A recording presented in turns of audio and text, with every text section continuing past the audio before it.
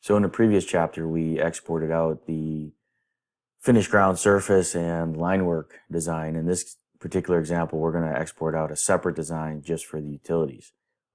Using Works Manager and exporting out to a VCL, it can be used for both Siteworks and Earthworks. So you can use the 3D line for digging a trench for the excavator, or just simply stake out the points using your SPS system. So what I'm going to do is I'm going to go to construction data. Now I've already gone in and my project's already been created because I did that in the previous chapter. So all I have to do here is create a new Works Manager design. So when I select that, it's going to come into my project because, again, my project's already been defined. And I'm going to come in here and I'm just going to call it storm drainage. That's going to be my design.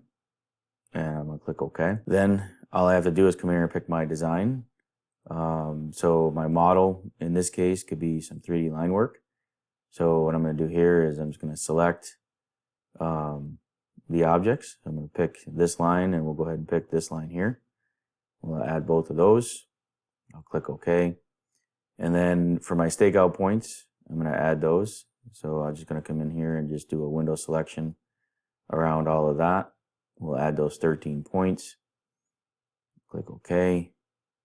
And we could do the same with the design map if we want. So what I'm going to do is I'm just going to pick this line, and we'll pick these objects here. So again, just selecting what we want to send out. I already got the points, so I'm going to add the line work. I'm going to click OK. And then I'm just going to click Publish. So this is publishing it out to Works Manager, and then my guys out in the field, all they have to do is go into the connected community settings there, or connected community, and sync to the project and download the points and the line work and the design. So you can see now it tells me it's been published. I'll click OK, and we'll take a look at it in Siteworks. Actually, before we go into Siteworks, let's go into Works Manager. So I'm going to click on this, and we're going to come down here. And I'll go into Works Manager here.